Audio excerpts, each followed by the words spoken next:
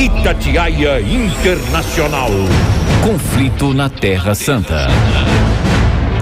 O terceiro dia do conflito entre Israel e o Hamas começa com pelo menos 1.200 mortos até agora. Nosso correspondente Ayrton Gontoff tem as informações atualizadas direto de Haifa, onde agora é 1h04 da tarde, pelo horário de Brasília. Haifa fica no norte de Israel, porque nesse domingo as forças israelenses efetuaram novos bombardeios na faixa de Gaza, não é isso, Ayrton? Aqui no Brasil são 7h05, aí já é início da tarde, então boa tarde para você. Atualiza a gente sobre esse conflito. Tem também a informação de que Israel disse que retomou o controle, nas áreas ao redor de Gaza. O que isso significa? Traduz para a gente esse conflito até agora, por favor. Em primeiro lugar, o clima aqui é de extrema tristeza, perplexidade. Nunca a população israelense imaginou que seria possível que existiria tanta fragilidade e tantas falhas da sua inteligência. Hoje, conversando com uma pessoa dentro de um supermercado, ela me disse: isso é mais do que o 11 de setembro israelense, isso é o Pearl Harbor. A gente não entende como que conseguiram atingir o nosso coração. As notícias hoje são de pelo menos 700 mortes do lado israelense e 2.400 feridos, 400 deles em estado gravíssimo.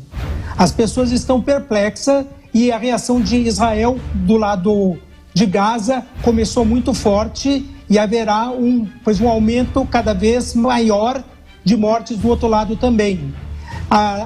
As pessoas... eu moro em Haifa, numa cidade onde não estão caindo mísseis, onde as pessoas até podem ficar nas suas salas, não é possível ficar em salas de segurança, nos bunkers, mas assim, quase ninguém sai às ruas porque existe um medo de que haja terroristas. Ninguém sabe até onde os terroristas chegaram. Também, eu conversei com vários vizinhos aqui no prédio. Uma situação que as pessoas têm que saber é que Israel é um país de dimensões pequenas. E não há um único vizinho meu que mora em Haifa, mas não tenha um filho que more em Tel Aviv, um tio que viva em Jerusalém, um amigo que viva em Ashdod. Então, todo israelense conhece alguém que está sob bombardeios ou ameaçado dentro de um bunker com medo de sair de casa. Ayrton, queria entender, na cidade onde você está, qual que é a situação nas ruas? Há movimentação nas ruas? As pessoas ficam mais dentro de casa? A vida está normal, não está? A questão de desabastecimento de alimentos, como é que está isso aí na sua cidade? Eu hoje levantei bem cedo, saí para as ruas. O movimento é de 5 a 7 vezes menor do que o movimento usual. E falamos de uma cidade onde não estão caindo mísseis. Depois de ver que há pouca gente nas ruas, que a maioria está em casa, as aulas estão suspensas, eu fui a 2 supermercados para ver essa questão de desabastecimento. Existem ainda bastante opções para compras, mas assim, não se encontra mais água, que é o produto mais básico.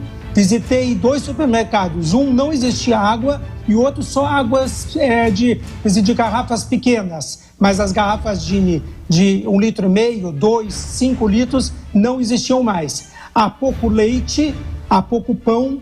Embora o governo afirme que há estoques para que as pessoas não façam compras de uma maneira desmedida, a população começa a correr com medo de um desabastecimento maior. Agora, todo mundo em Israel começa a questionar a fragilidade mostrada pelo governo. Hoje, no supermercado, conversando com um homem, ele me disse: eu sou de direita, eu sempre apoiei o Bibi, mas não é possível que não tenham conseguido identificar que haveria um ataque dessa magnitude. Não foi de uma hora para outra, foi planejado, com astúcia, com estratégia, com logística, e numa data, o ataque foi um dia depois dos 50 anos da Guerra de Yom Kippur, num Shabat. A Guerra de Yom Kippur começou no Yom Kippur, como o próprio nome diz, que é o dia mais sagrado do calendário judaico. É um dia que as pessoas estavam de jejum E 50 anos depois, ninguém imaginou que poderia existir algum ataque numa data dessa. Ninguém previu aonde estão os espiões, aonde estão as escutas, os agentes. Todo mundo começa a cobrar o governo, mesmo as pessoas de direita. Ayrton, e que resposta o governo de Israel está dando nesse sentido de que houve falhas do seu serviço de inteligência, falhas que permitiram esse ataque do Hamas? Por enquanto, na televisão, nos comunicados oficiais, tudo que se fala é sobre a necessidade de união nacional. Israel já vivia um impasse muito grande, a população saindo às ruas, defendendo a democracia. O Bibi tentava mudar o sistema de Israel, acabar com a força dos juízes, e grande parte da população saía diariamente à rua em defesa da democracia. Agora, o governo tenta transmitir que é o momento de separar tudo, que qualquer manifestação ou atitude contrária seria uma traição, que é o momento de se unir, e as pessoas acham isso mesmo, né? Mas nas conversas entre vizinhos, grupos de WhatsApp, supermercado, todo mundo cobra o governo. A gente deve lembrar que em 1973, quando houve a Guerra de Yom Kippur, o governo de Israel era trabalhista desde a sua fundação.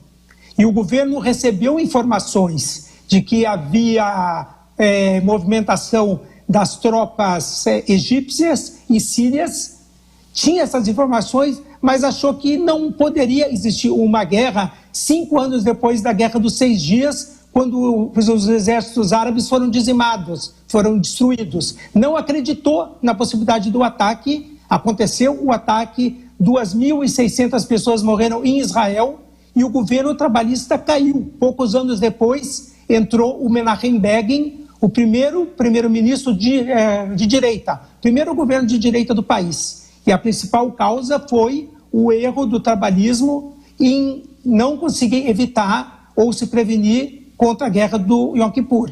Agora, com certeza, passado este período de mobilização, a população vai cobrar o governo de uma maneira muito forte, muito forte. Ayrton, você falando aí dessa questão da opinião pública contra o governo, né, por causa de uma certa, enfim, deixar um pouco de lado essa história que poderia ser previsível, a resposta de Israel, então, precisa ser forte, inclusive para retomar essa credibilidade com a opinião pública. Já há informações de ataques mais fortes, algo mais concentrado ao Hamas. Algumas informações chegam que em 72 horas um ataque poderia tomar aquela região. E isso está sendo falado por aí? Existem essas informações, o governo fala numa resposta forte. Ao mesmo tempo, as estimativas é que haja pelo menos 150 sequestrados que estão de todas as faixas etárias que estão em Gaza. E é muito difícil para o governo de Israel entrar de uma maneira que todas essas pessoas sejam mortas. Essas pessoas não estão como em Tebe, quando as forças de Israel foram até Uganda e libertaram as pessoas que estavam sequestradas.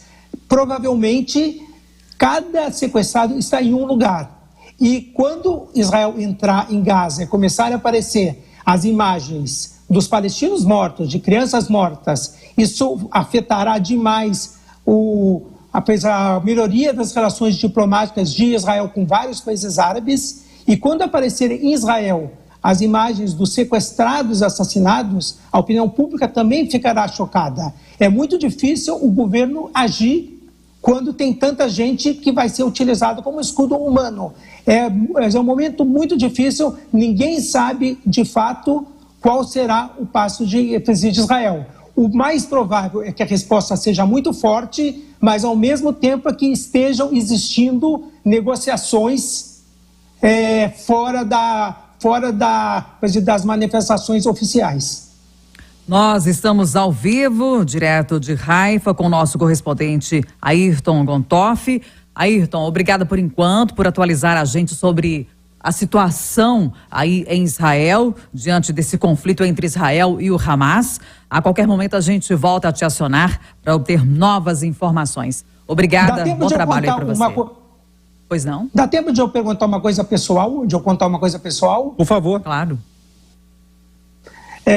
Hoje, a minha esposa precisou sair para fazer um trabalho.